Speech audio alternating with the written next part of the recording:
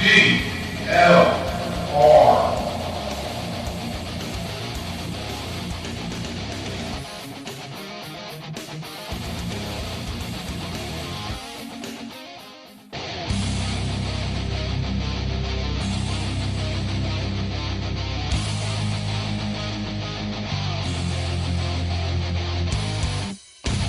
Hi, this is Jonah Goldberg from National Review, and you're listening to Vigilant Liberty Radio.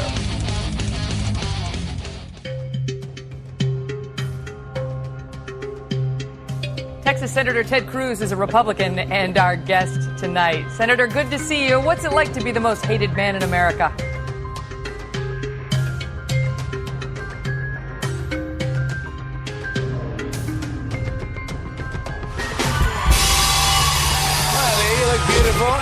you. Welcome back to the show. Congratulations. Holy moly. Number so 170 countries. Oh, my goodness. Yes, thank You're you having so a good day today. I am, besides the fact that I'm catching pneumonia in your studio right now. It's very cold, but you have to wear clothes when you come on here. That's how you make it warmer. I asked if I could bring a blanket, and they looked at me like I was crazy, but I was ready to sit there Probably and get you a blanket. do the interview. Cozy up.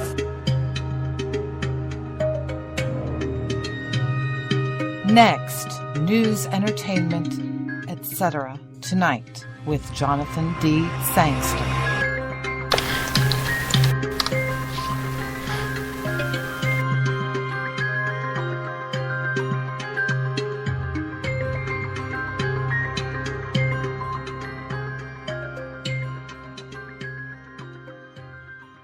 And this is Next with Jonathan Sangster. I am your producer, Taylor. And here is Jonathan. How y'all doing tonight? Good to be back after a week off due to the Watching Super a very Bowl. boring Super Bowl. Well, I called the Seahawks would win by 9. However, 35 was a lot more than I expected. It's kind of what happens. It's been rather quiet here in Denver suddenly. Yeah, I wonder why. Yeah, suddenly they just don't want to talk sports, which is kind of normal when it's till Well, I mean, the the Nuggets Avs do are well. still doing pretty well. Yeah, they have to get. Unfortunately, in this town, the other teams have to win a championship to get attention. I'm pretty sure that. I'm pretty sure that the Avs have won a couple championships. Oh yeah, but like actively winning one to get attention. Okay. Yeah. No, though I've seen a lot more Rockies jerseys out, so that's made me happy. Baseball time. What the Diamondbacks started camp Friday, so most of the teams start this week. And I already have the day off for the 28th when the first spring season games are on. I don't know where I'm going to be at, but I'm watching for baseball. Hockey, hockey, hockey, hockey, hockey, hockey, hockey. That's all I have to say. Hockey. You're just ready for the Olympics. Well, that starts on Wednesday or Thursday. Excuse me. That starts Thursday. From the sound of it, didn't sound like you caught much of the opening, but I was at work and it was pretty slow, so I got to watch it, and it was a very impressive and amazing opening that the Russians made. They had a couple technical difficulties early on, but it was just spectacular and it was really cool to watch. They had this state-of-the-art projector system and 120 projectors to make this setup, but it was really cool to watch. All I know is that I actually heard there was a Slate article that came out which said that it was one big gay bash or something like that. I don't know. I missed that part apparently. I was too busy enjoying the. One thing I liked was they had when they introduced each country with the projectors, they put on the big center thing. They projected the map of the world where the country was. I thought that was a nice little touch, and it's simple but it showed because some of those countries people don't know where they are. I Especially do Americans. like. I will say this. You heard about Johnny Quinn, right? No. Okay, he's the bobsledder, the U.S. bobsledder. Oh yeah. Okay, yeah. Yes. What I completely forgot is that this is the same Johnny Quinn that went to the University of North Texas while I was there. Nice. So, yeah, I mean, those doors don't look very sturdy. Oh. Okay. Sorry, I just saw this on Facebook. Ken Gardner, who some of you might know from Twitter, Kez Gardner, he just posted a picture from the news showing the medal count. Team USA has a Canadian flag, Canada has a French flag, and the Netherlands have the US flag. Yeah. Oh, that's bad. Oops. Yeah. Yeah. And yeah, that is a U.S. station too. They didn't even recognize that. Yeah, somebody was probably having fun, and yeah. Yeah. Accidentally messing up another country, messing up your own country. That's bad. Yeah, someone's fired. But Or at least suspended for a while. yes. And speaking of suspensions, the Oklahoma State Texas Tech basketball last night.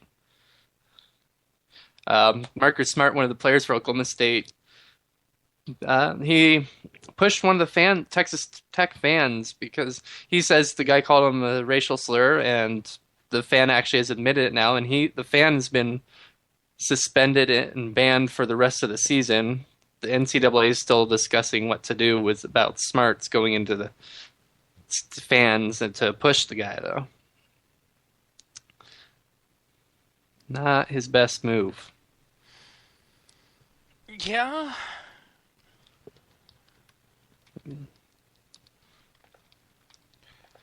I don't know what to tell you. I'm not a big fan of using racial slurs at all.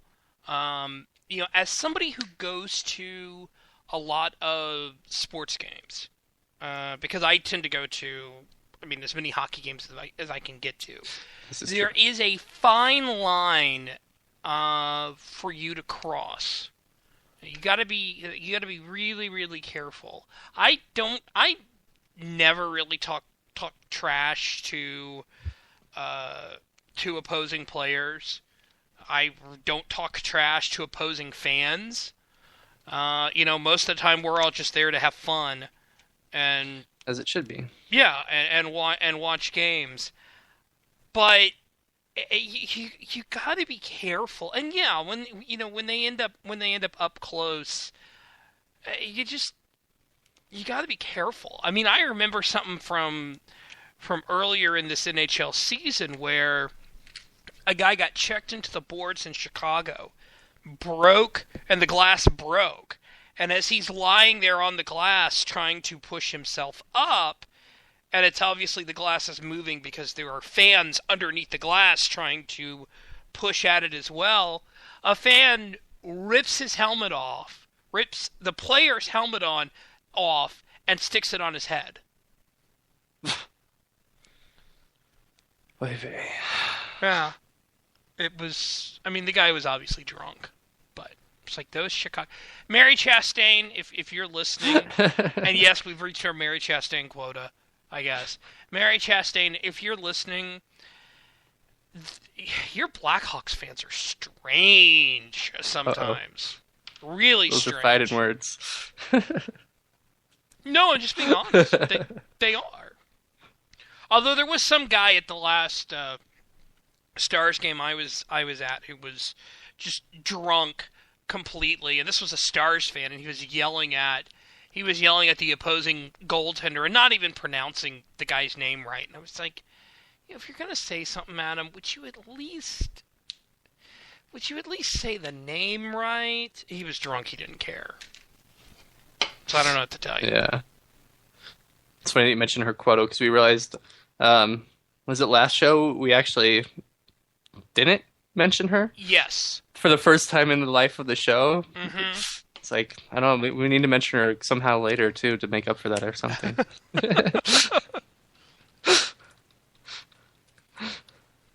Yeah, no. Well, yeah. Another suspensions was a great one for me. Al-Qaeda on Tuesday announced that they are disowning the Islamic State of Iraq and the Levant, which had been one of the main Al-Qaeda branches in Syria, especially, and a bit in Iraq. Oddly with their name, they're more in Syria. However, Al-Qaeda deemed ISIL to be too violent, and Al-Qaeda no longer wanted to be connected to them. And this ISIL, the State of Iraq and Levant, is the group that has caused the Syrian civil war to become a three-way war because the rebels, they kept attacking the rebels, and so the rebels announced a war against them in December. And so making the war a three-way war. And Al-Qaeda also announced that the Nusra Front is their official wing in Syria once again. And so it's actually had a couple incidents where the Nusra Front and ISIL have shot at each other and fought each other. So you almost have a four-way war now with two Al-Qaeda, the current Al-Qaeda branch, a former Al-Qaeda branch, the rebels, and the Syrian government all fighting over Syria. That's wow. Yeah. Just because people needed more trouble there. Let me ask you something. Why do you think that's going on? Why do you think all that's going on? Well, this Al-Qaeda has been doing a lot the last couple months to improve their image with Muslims. And State of Iraq and Levant is extreme for Al-Qaeda. Their Sharia law is way beyond anything Al-Qaeda has ever tried to do. And most, even radical Muslims, don't want to be connected with this extreme of Sharia law. Because it does a lot against other Muslims. And that's the big thing Al-Qaeda is in their PR move, is trying to focus on making themselves the enemy of, and the people they're painting as enemies of Islam, rather than attacking Muslims at all. Even Muslims that are siding with the Western countries, Al-Qaeda is backing off, attacking them a bit, just because they want that, to paint that picture themselves. But yeah, so the Syria, and now with the peace efforts slowly moving forward, you had aid convoys finally getting into cities, but those are getting fired upon, and ISIL is getting blamed for that, whether they were involved or not. But they definitely do seem to be the most likely culprit in this. That's something Katrina Jorgensen was hoping to get her, but she was busy again tonight. But she's works with one of the groups that is trying to get aid into Syrian cities.